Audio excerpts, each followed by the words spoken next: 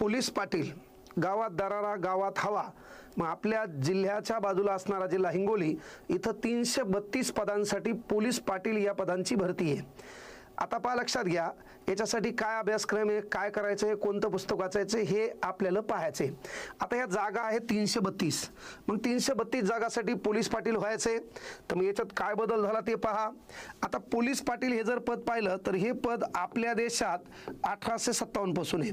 1857ला आपण युद्ध करण्याचा प्रयत्न केला, इंग्रजांनी आपल्यातली फूट पाहिली आणि आपल्याला 3 टाइम हाणलं। आपल्याला कळलं आपण इंग्रजांसोबत लढू शकत नाही, मग इंग्रजाच्या राजवटीमध्ये आपण गुलामी पत्करली आणि त्यांनी सांगितले ते काम ऐकायला ठरवले।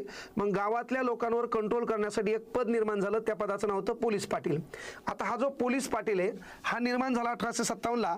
1962 पर्यंत पहा, 1962 पर्यंत हे पद वंश परंपरागत पद्धतीनं, म्हणजे कोणाचा बाप पोलीस पाटील असेल तर त्याचं पोरग त्याचं पोरग त्याचं पोरग असं करून आपला कार्यक्रम गावातला हा ठोकला जायचा।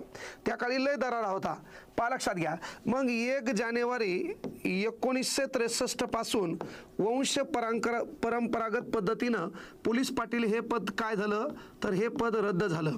मग त्यानंतर लक्षात घ्या, याच्यासाठी अधिनियम तयार झाला, महाराष्ट्र ग्राम म्हणजे गाव पोलीस अधिनियम।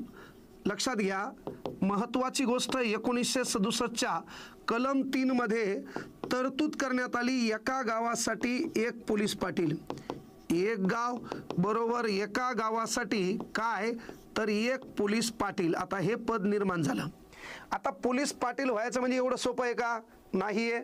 मग त्यासाठी पहिल्यांदा काय लागते तर पोलीस पाटील होण्यासाठी पहिल्यांदा लागतात पात्रता। मग पात्रता काय आहे, त्याच्या अगोदर शिक्षणाचा काही संबंध नव्हता, पण तुम्हाला माहित असेल की 2010 पासून शिक्षण काय तर तो 10वी पास असावा। पहिल्यांदा काय सांगितलंय, तो 10वी पास असावा। लक्ष द्या इकडं, तो 10वी पास असावा। नंबर 2, ज्या गावाचा त्याला पोलीस पाटील व्हायचंय त्या गावाचा तो रहिवासी असावा, त्या गावाचा रहिवासी असावा। पहा, नंबर 3, तो शासनाचा लाभार्थी नसावा। शासनाचा लाभार्थी या शब्दाचा अर्थ काय तर महत्त्वपूर्ण गोष्ट लक्षात घ्या की तो शासकीय कर्मचारी नसावा। आपल्या भाषेत लाभाचे पद स्वीकारणारा नसावा, कळलं का? त्याला शेती करता येते, मात्र त्याला शेती करता येतो, जोडधंदा करता येतो, फक्त तो शासकीय कर्मचारी असता कामा नये। कोण? पोलीस पाटील। कोण बाळा? पोलीस पाटील। त्यानंतर महत्वाची गोष्ट, तो शारीरिक विकलांग नसावा। आता शारीरिक विकलांग असेल तर त्याचं काम आपण करायचं का आपलं काम त्यानं करायचं, म्हणून तो शारीरिक विकलांग नसावा। त्याच्यानंतर बाप्पा तो मतिमंद नसावा। पोलीस पाटील व्हायचं त्याला आहे ना, ग्रामपंचायतीची सभा चालू आहे आणि एकटक समजा बायाकडे पाहायला जमल का? डोक्यात विचार वेगळा चालू आहे आणि तिथं विचार वेगळा चालू आहे, तर त्यासाठी तो मतिमंद नसावा। मेन गोष्ट पहा, ह्या त्याच्यासाठी पात्रता आहे, तो गावाचा रहिवासी असावा, ह्या सर्व गोष्टी। आता याच्यानंतर मेन काय आहे की बाबा त्याची नेमणूक कशी तर त्याची नेमणूक पहिल्यांदा इकडे पहा, नेमणूक करतो प्रांत अधिकारी। आता प्रांत अधिकारी जर ऑप्शन मध्ये नसेल तर याची नेमणूक करतो विभागीय अधिकारी। उपविभागीय अधिकारी यालाच आपण उपदंडाधिकारी किंवा आपल्या भाषेत डेप्टी कलेक्टर म्हणलं तरी चालतंय। कोण म्हणतंय? डेप्टी कलेक्टर म्हणलं तरी चालतंय। लक्ष द्या इकडं, प्रत्येक गोष्टी आपण पाहिलो। यस, आता मेन गोष्ट, एका गावासाठी एकच पोलीस पाटील, एका गावासाठी एकच पोलीस पाटील ही याच्यासाठी असणारी प्रमुख तरतूद आहे। पण समजा एखाद्या गावात पोलीस पाटील नसेल किंवा पदावर असताना तो मृत्यू पावला असेल तर त्या गावात हंगामी पोलीस पाटील नेमवण्याचा अधिकार 6 महिन्यासाठी तहसीलदाराला आहे। कोणाला? तहसीलदाराला आहे। आता पात्रता, तो दिवाळखोर नसावा। दिवाळखोर नसावा म्हणजे त्याला मटका, जुगार, कल्याण, चोफेर, मुंबई, आकडा क्रमांक 7 असा खेळायचा नाद नसावा। तो चारित्र्य संपन्न असावा, त्याला टंग टंग टंग टंगचा नाद नसावा। कळलं? म्हणजे मेन गोष्ट लक्षात घ्या, कळलं का? तो मानसिक रोगी नसावा। हा, आता तो पोलीस पाटील होणार आहे. मग पोलीस पाटील होण्यासाठी हंगामी पोलीस पाटलाची नेमणूक तहसीलदार करतात.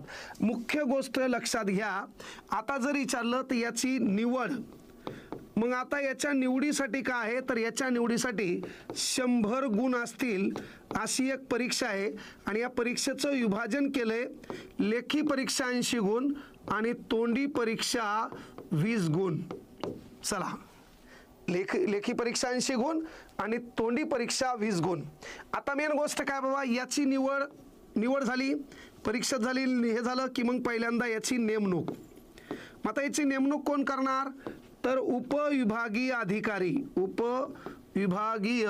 अधिकारी याची नेमणूक करणार. आता मी जर विचारलं तुम्हाला याच्यावर नजीकचं नियंत्रण कोण ठेवणार, त्याच्यावर नजीकचं नियंत्रण ठेवणार तहसीलदार. कोण ठेवणार, तहसीलदार. कायमस्वरूपी नियंत्रण कोणाचं तर जो निर्माण कर सकता है वही सहार कर सकता है, मग उपविभागीय अधिकारी.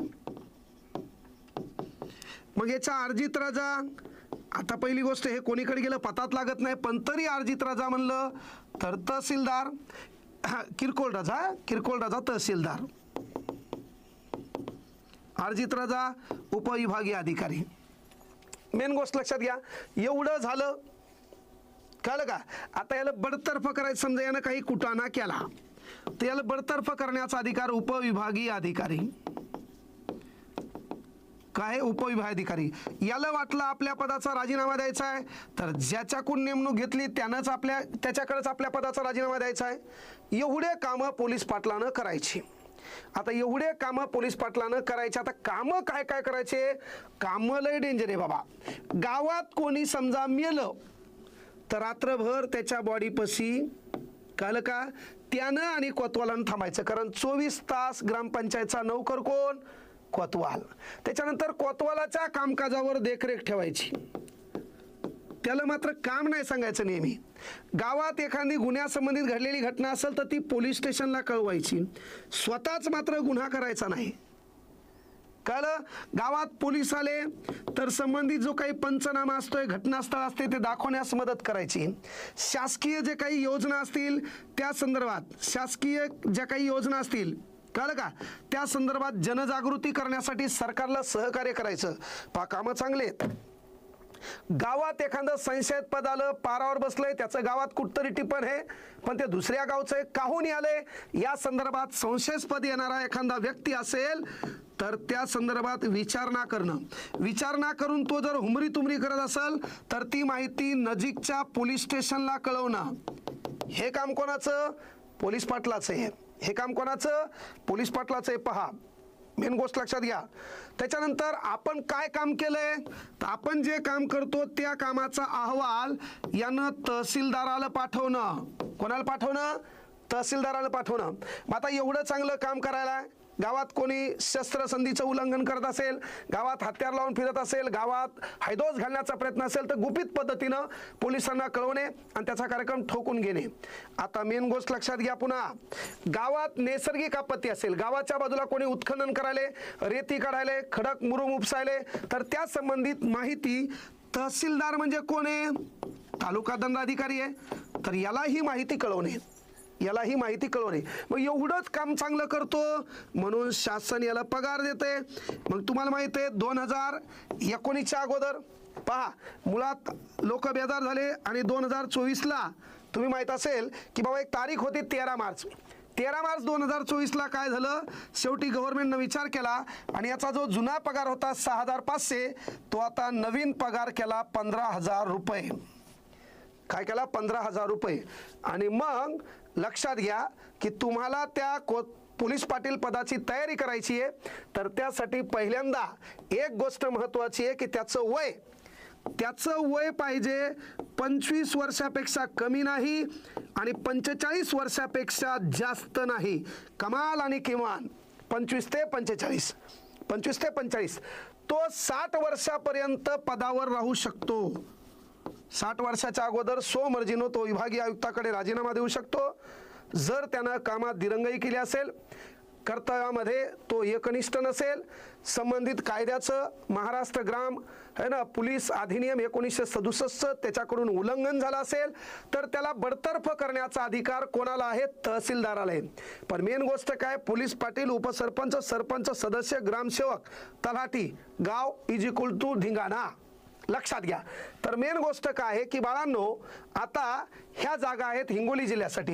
हे उपविभाग आहेत 3, त्यामध्ये हिंगोलीसाठी 134 पद आहेत, वसमतसाठी 113 पद आहेत, कळमनुरीसाठी 85 आहेत आणि असे एकूण पद 332.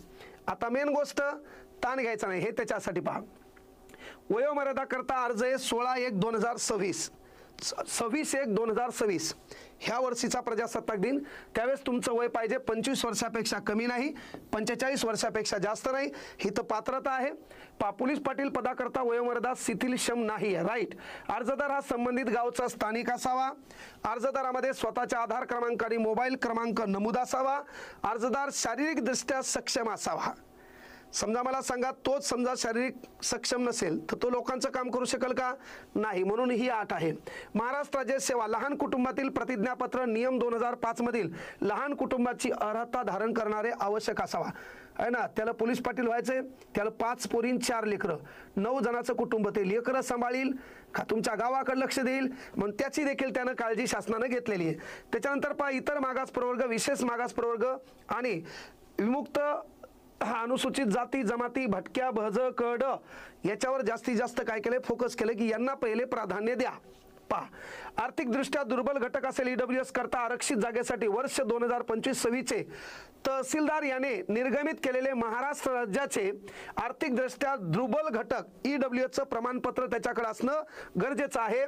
सर्व आवश्यक कागदपत्र व पात्रता निकषांसाठी 26/1/2026 अगोदर 26 जानेवारी 2026 अगोदरचे ईडब्ल्यूएस असेल. त्याच्यानंतर जो कास्टमधून जागा निघल्या असतील तर त्याच्याकडे त्याच्या जातीचं वैधता प्रमाणपत्र असेल आणि तो 10वी पास असेल. ह्या सर्व डॉक्युमेंटरी त्याच्याकडे तयार असावी. कागदपत्रांची कळलं का, परिपूर्ण फाईल त्याच्याकडे तयार असावी. आता मेन गोष्ट हे पहिल्यांदा दिले पहा. आता यासाठी ताण घ्यायचा नाही. आपलं पुस्तक लक्षात घ्या. कोणतं पुस्तक? तर हे पुस्तक सर्व लेकरांनी विकत घ्यायचे. 83 कळलं का, आपला जो नंबर आहे या पुस्तका संदर्भाचा यूट्यूबला तुम्हाला डिटेलमध्ये खाली दिसून जाईल. ह्या पुस्तकाच्या बाहेर तुम्हाला प्रश्न नसणार. त्यानंतर त्यामध्ये गणित आहे तर ते मी स्वतः शिकवणार आहे.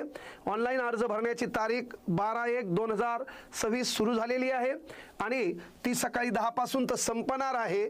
26 जानेवारी 2026 पर्यंत तुम्हाला फॉर्म भरता येणार आहे. त्याच्यानंतर पात्र उमेदवारांना प्रवेशपत्र 4/2/2026 ला भेटणार आहेत, म्हणजे फेब्रुवारी महिन्यात. लेखी परीक्षा 8/2/2026 ला आहे. 8/2/2026 ला ही परीक्षा आहे. याच्यामध्ये आम्ही तुम्हाला जे शिकवणार रेकॉर्डेड प्लेस लावी असणार. महाराष्ट्रातल्या सर्व जिल्ह्यांसाठी ती बॅच असणार. त्याच्या बाहेर प्रश्न नसणार. त्या बॅचमधील प्रत्येक व्हिडिओ पाहण्याचा प्रयत्न करा. ज्या गोष्टी समजत नाहीत त्या संबंधित आमचा जो काही नंबर आहे कुठं तर क्लासचा 70201244 त्यावर कॉल करा. पुस्तकासंदर्भात, बॅच संदर्भात किंवा इतर माहिती संदर्भात. तर पहा, लेखी परीक्षेचा निकाल आहे 10/2/2026. आपल्याकडे 1 महिना पण राहिला नाही तरीही तुम्हाला चांगल्या पद्धतीने अभ्यासक्रम कव्हर करू.